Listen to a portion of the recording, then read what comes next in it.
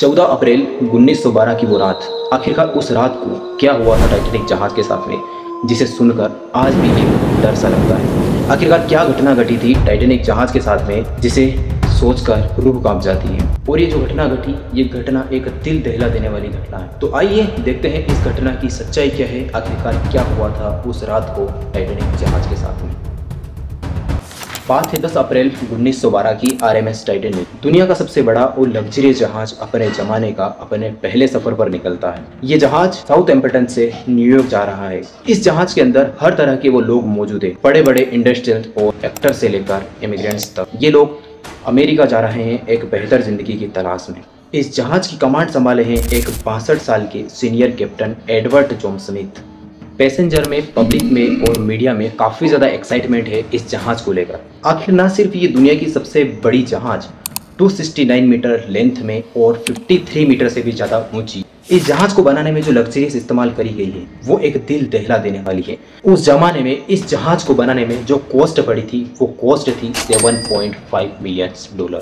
Ship के अंदर facility और डेकोरेशन की अगर बात की जाए तो ये किसी 5 स्टार होटल को भी पीछे छोड़ सकता है। और तो और जिस तरह के सेफ्टी फीचर्स का इस्तेमाल किया गया है इस जहाज को बनाने में, इस जहाज को अनसिंकेबल माना जाता है, क्योंकि ये जहाज कभी डूब ही नहीं सकती है, इतनी सेफ है ये। अब दोस्तों कहानी में ट्विस्ट यहीं से आता है कि ये जहाज अनसिंकेबल और इतना सेफ होने के बावजूद भी आखिरकार डूबा तो डूबा कैसे।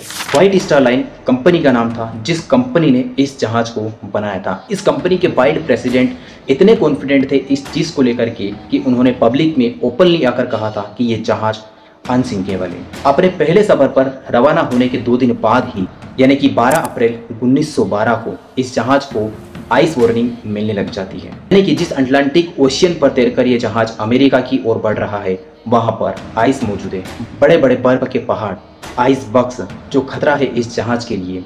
इन वार्निंग को रिसीव करने के बाद टाइटैनिक अपना कोर्स 2 बार बदलता है, लेकिन अपनी जो स्पीड है उस स्पीड को बिल्कुल भी कम नहीं करता। 2 दिन बाद यानी कि 14 अप्रैल 1912 को 7 और आइस वार्निंग दी जाती है, लेकिन कैप्टन स्मिथ और उनके क्रू इन वार्निंग्स को इग्नोर मारते हैं और जहाज की जो स्पीड है उस स्पीड को बिल्कुल भी कम नहीं करते। धीरे धीरे सूरज ढलता है, रात हो जाती है, तापमान नीचे गिरने लगता है। इस 14 अप्रैल की रात के बारे में एक बहुत ही बड़ी खास बात है कि चांद पार नहीं आया था। बिना मून के कोई मूनलाइट नहीं थी, जिसकी वजह से विजिबिलिटी काफी ज्यादा कम थी। जहाज के ऊपर एक क्रॉस नेस्ट होता है, एक छोटा सा प्लेटफॉर्म जो कि काफी ज्यादा हाइट पर होता है, लुकआउट पॉइंट कह सकते हैं जिसे। यहाँ पर किसी बंदे को बैठा कर रखा जाता है ताकि वो नजर रख सके कि जहाज के सामने क्या आ रहा है। तो जो बंदा यहाँ पर बैठा था उस बंदे को काफी ज्यादा ठंड का सामना करना पड़ रहा था और बहुत ही ज्यादा तेज रफ्तार से ठंडी हवाएं चलने लग रही थी। ऊपर से रात का वक्त था, तो जो ठंडी हवाएं चल रही थी उन ठंडी हवाओं की वजह से आंखों में आंसू आने लग जाते हैं, जिससे कि जहाज के सामने देखना और भी काफी ज्यादा मुश्किल हो जाता है। रात के 11:39 पर फेड्रिक फ्लिक नाम का बंदा जो कि उस क्रॉस नेस्ट में बैठा था, वो अचानक अपने सामने देखता है कि एक बड़ा सा आइस बॉक्स आ चुका है और 3 बार जोर जोर से घंटी बजाने लगता है ताकि नीचे बैठे जो लोग हैं वो सुन सके। फिर फोन उठाकर कॉल करता है ऑफिसर्स ब्रिग्स पर और चिल्लाकर कहता है कि हमारे सामने एक बड़ा सा आइस बॉक्स आ चुका है, जल्दी से जहाज को मोड़ो। फर्स्ट ऑफिसर विलन इस मैसेज को सुनते हैं और इंजन रूम को संदेश देते हैं कि हमारे सामने एक बहुत ही बड़ा आइस बॉक्स आ चुका है, जहाज को लेफ्ट डायरेक्शन में मोड़ दो। लेकिन बहुत ही ज्यादा यहाँ पर देर हो चुकी थी।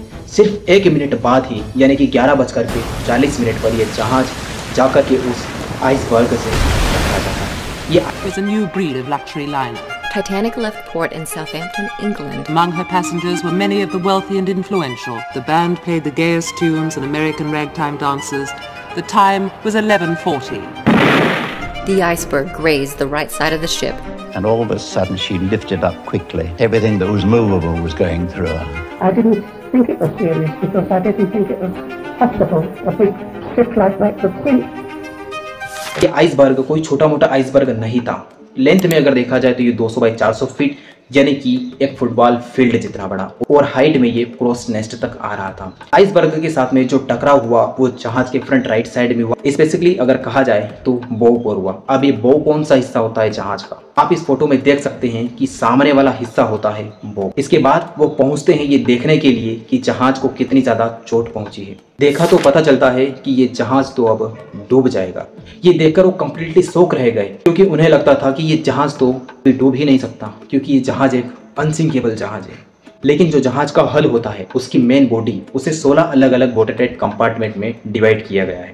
16 में से अगर 4 वाटरटाइट कंपार्टमेंट भी पानी से अगर फुल भर जाते हैं तो भी जहाज को कोई भी यहाँ पर फर्क नहीं पड़ने वाला, जहाज तैरता रहेगा। लेकिन यहाँ पर इम्पैक्ट इतना ज़्यादा गहरा था कि 16 में से 6 वाटरटाइट कंपार्टमेंट ऑलरेडी ब्रीच हो चुके थे।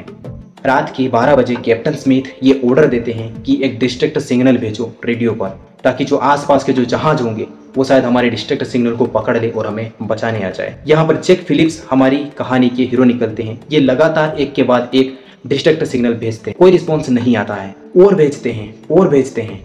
कोई तो ऐसा जहाज होगा जो हमारे डिस्ट्रिक्ट सिग्नल को पकड़ ले और हमें यहाँ पर बचाने आ जाए। इसके बाद एक जहाज जिसका नाम था RMS कार्पेथिया, वो इस टाइटैनिक जहाज के सिग्नल को पकड़ लेता है। रेडियो पर टाइटैनिक के ऑपरेटर से बात करते हैं और कहते हैं कि चलो जहाज को टाइटैनिक की ओर मोड़ा जाए, हम उन्हें बचाने जाएंगे। प्रॉब्लम बस इतनी सी थी कि ये जहाज पास तो था, लेकिन फिर भी टाइटैनिक से 107 किलोमीटर की दूरी पर स्थित था। अगर ये अपनी टॉप स्पीड पर भी जाए तो भी इसे टाइटैनिक के पास में पहुंचने में 3.5 घंटे का वक्त लगेगा।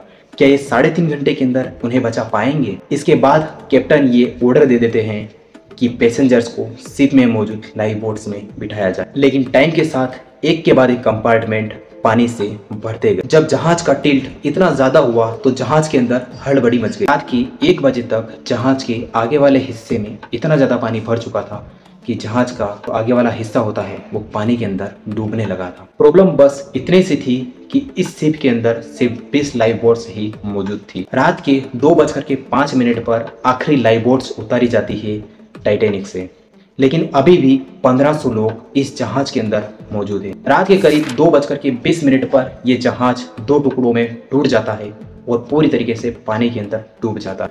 3